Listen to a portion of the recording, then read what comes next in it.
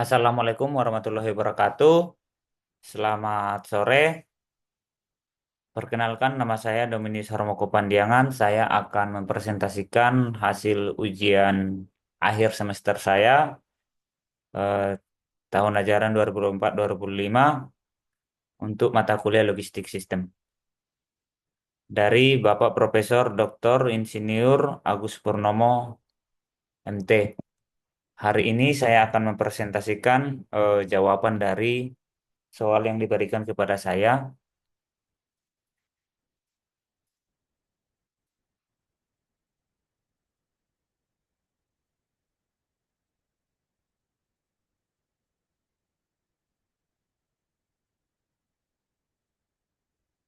Case yang akan saya kerjakan adalah sesuai dengan pembagian eh, per masing-masing mahasiswa. Saya akan mengerjakan case studi nomor 2. Deskripsi masalahnya, eh, ada sebuah perusahaan namanya Logistindo Warehouse mengalami beberapa tantangan utama dalam operasional. Yang pertama, perbedaan fungsi gudang. Kurangnya pemahaman yang jelas tentang perbedaan antara warehouse, distribution center, dan fulfillment center dalam struktur operasional perusahaan tersebut. Yang kedua, produktivitas picking di gudang mengalami penurunan sebesar 15% dalam 3 bulan terakhir, menyebabkan keterlambatan pengiriman ke pelanggan. Kemudian, layout gudang tidak optimal. Layout gudang yang kurang efisien menyebabkan meningkatnya waktu pemrosesan pesanan hingga 30%. Kemudian, kinerja gudangnya beberapa KPI utama seperti order accuracy rate 98%, on time shipment dia 85%, dan inventory accuracy dia 95%, menunjukkan adanya peluang perbaikan. Tantangan manajemen pergudangan, sejumlah tantangan seperti manajemen tenaga kerja, pemanfaatan teknologi, serta pengelolaan biaya logistik yang masih menjadi kendala yang perlu diatasi. Berikut rangkuman kronologis masalahnya. Awal tahun 2024, volume pesanan PT Logistindo Warehouse ini meningkat 20% dari pelanggan utama, di mana pelanggan utamanya adalah Indofood dan Unilever. Kemudian, keterlambatan pengiriman akibat ketidakefisienan dalam proses picking dan packing. Kemudian, dari hasil evaluasi internalnya mereka menunjukkan bahwa layout gudang tidak mendukung alur kerja yang optimal, mengakibatkan bottleneck dalam proses operasional.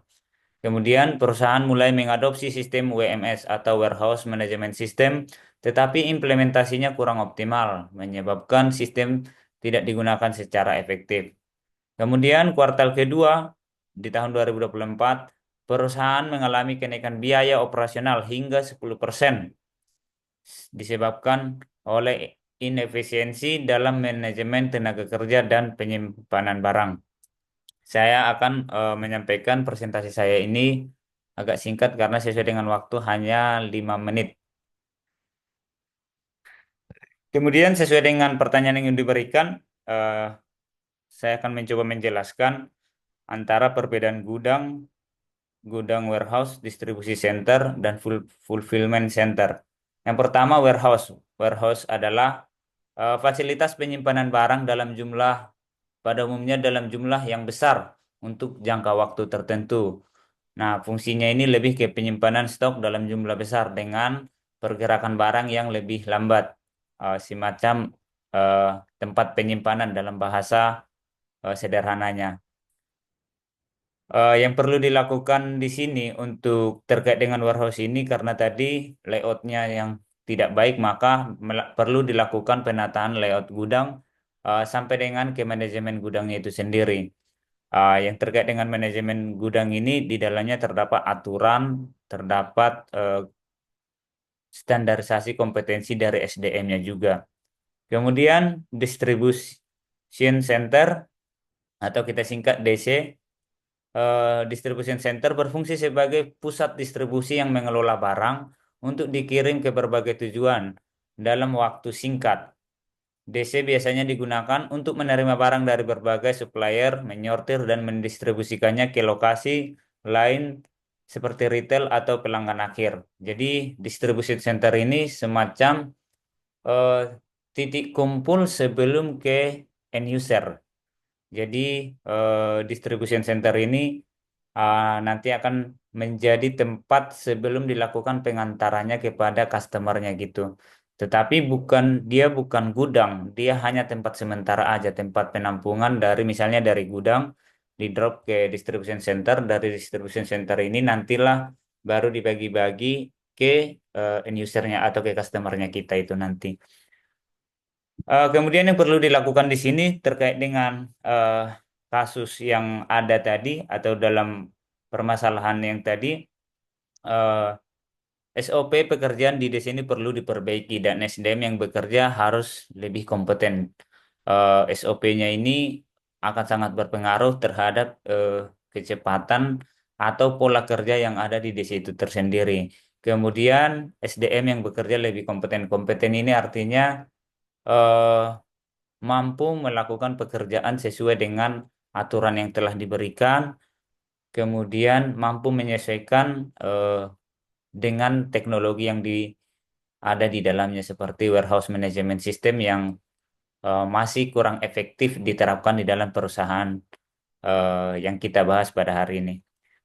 Kemudian fulfillment center ini lebih berfokus pada memproseskan pesanan individu order atau order fulfillment untuk pelanggan akhir, terutama dalam konteks e-commerce. Fulfillment center dirancang untuk memperoleh pesanan dengan cepat, termasuk eh, picking, packing, dan pengiriman langsung ke konsumen. Nah, SOP pekerjaan di eh, fulfillment center perlu diperbaiki dan SDM yang bekerja juga harus lebih kompeten. Kemudian meningkatkan fungsi pengawasan serta menerapkan eh, WMS secara efektif juga dibantu oleh teknologi. Nah, di sini seperti biasanya kita manfaatkan ini untuk kiriman-kiriman e-commerce di mana pergerakannya sangat cepat, ada yang hanya lokal di pick up, kemudian di entry, kemudian langsung diantarkan lagi. Jadi di sini perlu dilakukan pengawasan yang lebih baik dan juga dibutuhkan teknologi yang baik supaya pekerjaan itu tidak dilakukan dengan manual, tetapi semuanya sudah melalui teknologi atau sistem.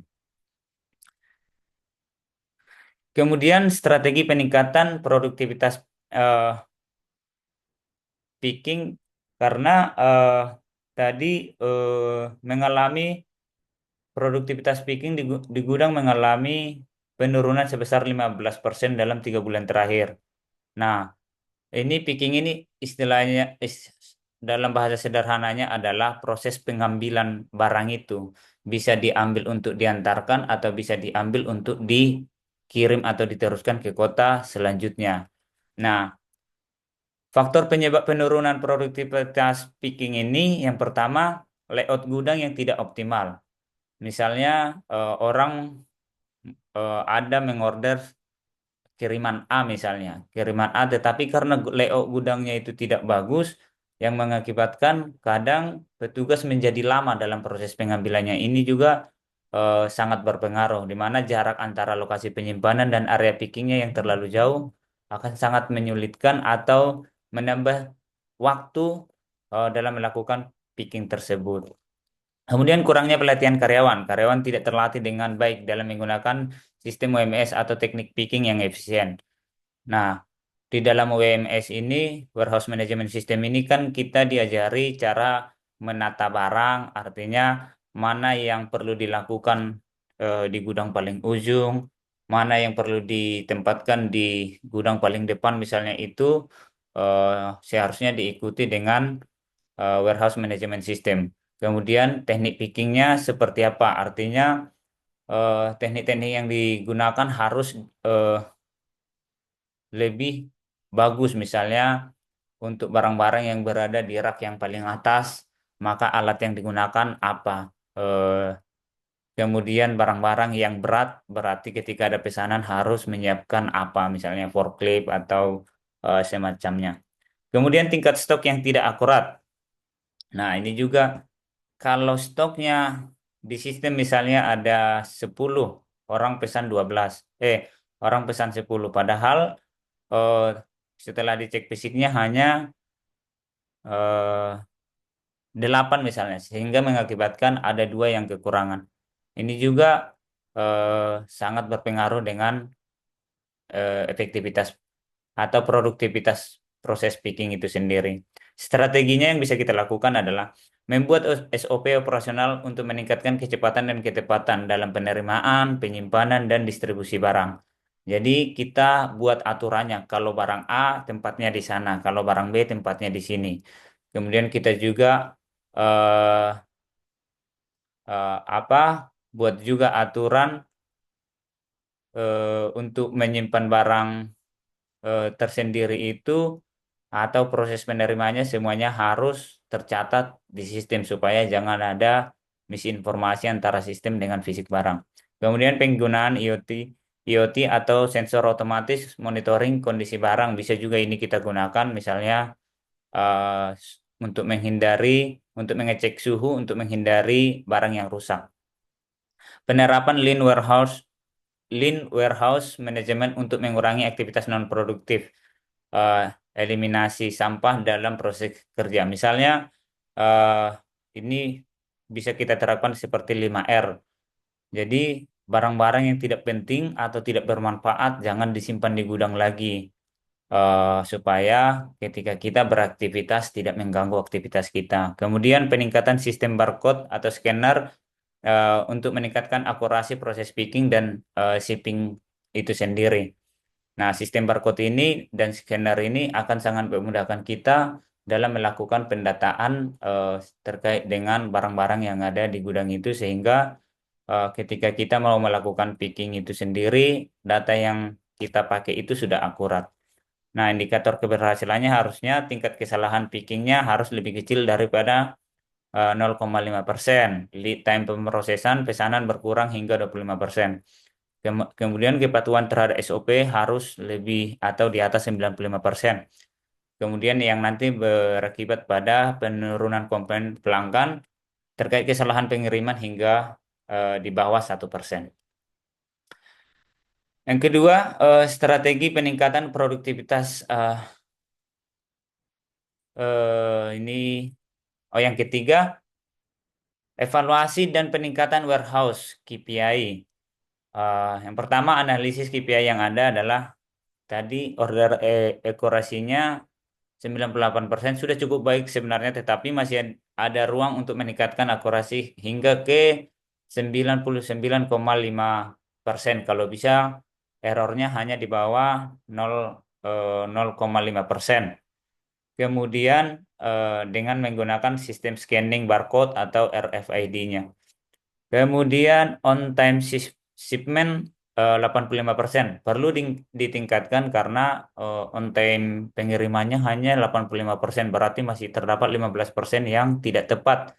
Ini masih sangat kurang, makanya perlu ditingkatkan menjadi minimal 95%, seperti kalau di Pos Indonesia sekarang minimal 98%.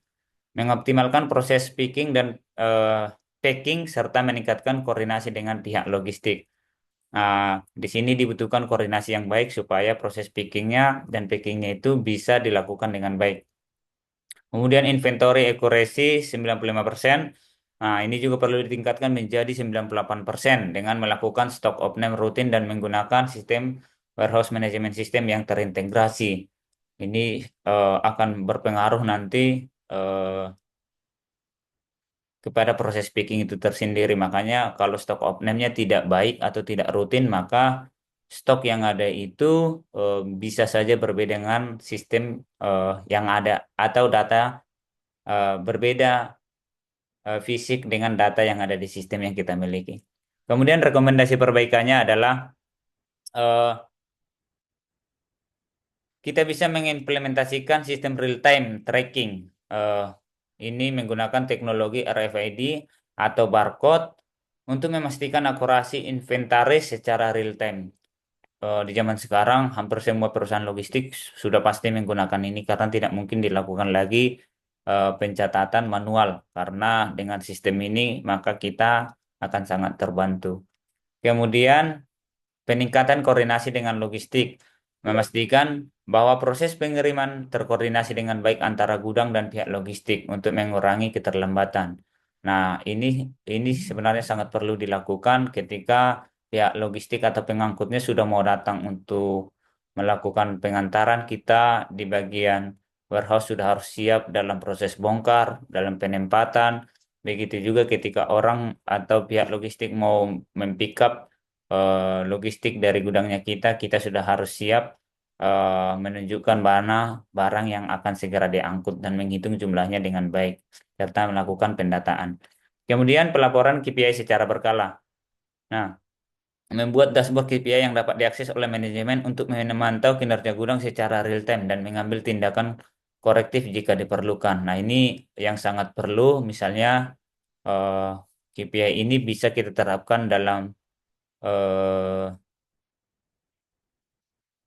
bisa misalnya harian, mingguan bisa kita lakukan untuk kita nanti bisa mengambil tindakan atau evaluasi kepada manajemen yang kita punya, apakah semua sudah mengikuti SOP-nya atau apakah target waktu pengerjaan itu sudah sesuai atau tidak. Nanti SOP-SOP itu juga akan kita cantumkan dalam KPI yang kita sepakati dengan manajemen yang kita miliki. Kemudian simulasi sistem dan optimalisasi UMS, masalah implementasi UMS pada perusahaan eh, Logistindo Warehouse ini tadi disampaikan bahwa sistem UMS belum digunakan secara optimal oleh karyawan. Memang sudah mulai mengarah ke UMS, tapi belum digunakan secara optimal sehingga eh, tidak sepenuhnya UMS itu dilakukan sehingga pasti ada miss karena masih ada yang manual, tapi ada yang sudah eh, otomasi atau sudah pakai teknologi. Tetapi seharusnya harus seluruhnya atau secara efektif digunakan oleh seluruh karyawan, tidak boleh sebagian.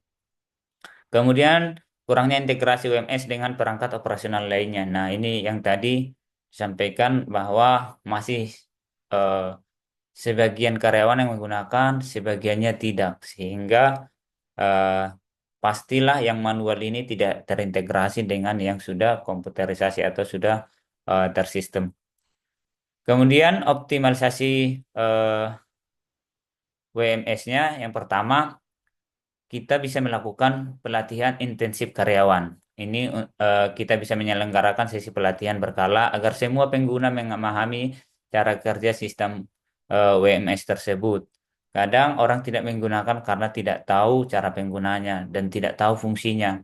Tetapi jika SDM yang kita miliki itu mengetahui fungsinya, cara penggunanya, pastilah semuanya pasti akan tertarik dengan menggunakan dengan WMS itu karena sejatinya teknologi itu kita gunakan untuk mempermudah SDM kita sendiri.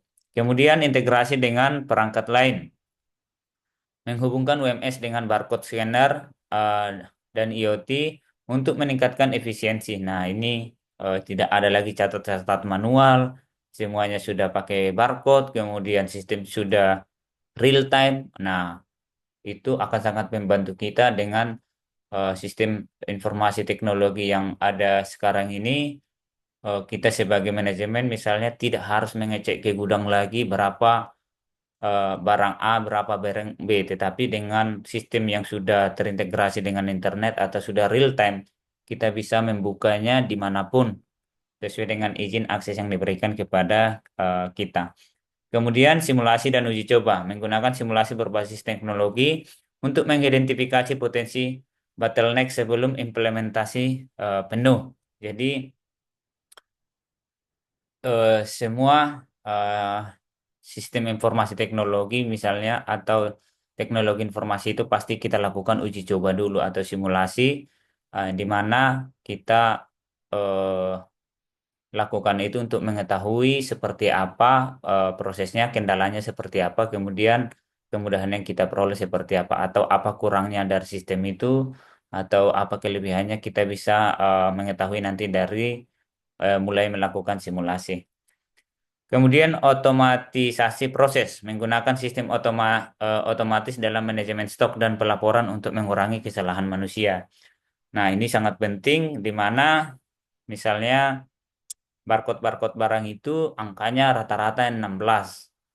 Kalau dia ditulis dengan manual, pastilah sangat susah dan ada juga kemungkinan kesalahan pencatatan atau salah melihat gitu. Tetapi dengan menggunakan mesin atau RFID, sistem otomatis yang kita punya seperti RFID, maka itu eh, akan berkurang karena sistem yang kita punya kadang lebih pintar daripada kita atau lebih teliti daripada manusia itu sendiri sehingga untuk pelaporan bisa mengurangi kesalahan manusia itu. Nah, eh, dari hasil yang saya sampaikan ini, dengan penerapan strategi di atas, maka PT Logistindo Warehouse dapat meningkatkan efisiensi operasional, menekan biaya logistik yang tadinya naik 10% mungkin akan bisa dilakukan cost reduction eh, dan memperbaiki layanan kepada pelanggan. Ini berkaitan dengan proses picking dan packing tadi. Kalau proses pickingnya lama, maka ada kemungkinan proses pengirimannya juga lama. Kemudian proses maka akan berpeluang kepada timbulnya komplain dari pelanggan atau mengurangi kepuasan dari pelanggan itu sendiri. Mungkin demikian yang bisa saya sampaikan terkait dengan solusi untuk PT Logistindo Warehouse eh, yang mengalami beberapa tantangan terkait dengan gudangnya dan manajemen yang ada di dalamnya. Terima kasih, saya sampaikan. Saya mohon maaf atas kekurangan daripada presentasi yang saya miliki pada hari ini. Saya akhiri. Assalamualaikum warahmatullahi wabarakatuh. Shalom, selamat sore.